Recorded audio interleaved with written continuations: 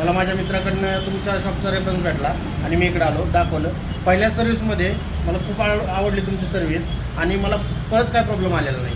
ही Honda अमेज गाडी आहे, BS6 मॉडेल आहे. याच्यात मिजोचा किट बसवलेला आहे कस्टमरनी. बट हे मिजोचा किट आमच्याकडे नाही बसवलेलं आहे कस्टमरनी, दुसऱ्याकडे बसवलं आहे. बट फिटिंग नंतर कस्टमरला खूप सारे प्रॉब्लेम्स फेस झालेले आहेत.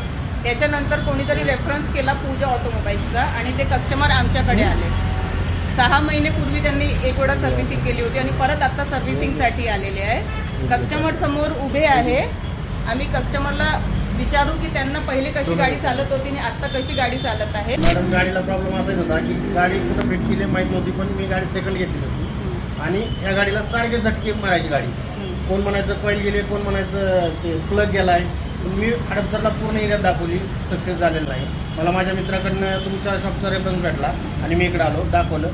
पहिल्या सर्व्हिसमध्ये मला खूप आवडली तुमची सर्व्हिस आणि मला परत काय प्रॉब्लेम आलेला नाही.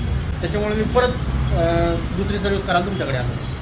कस्टमरने कमीत कमीत आमच्याकडे सर्व्हिसिंग करून 40,000 किलोमीटर रन केलेले अजूनपर्यंत प्रॉब्लेम नाही आहे.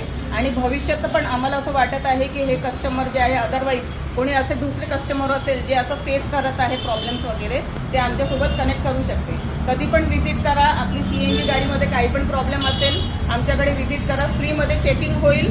नंतर काही प्रॉब्लेम वगैरे सोल्युशन वगैरे सगळं दाखवणार आणि त्यानंतर तुम्ही डिसाईड करू शकता तुम्हाला काय बसवायचं आहे, काय नाही करायचं आहे. पूजा ऑटोमोबाईल्स पुणे वारजे.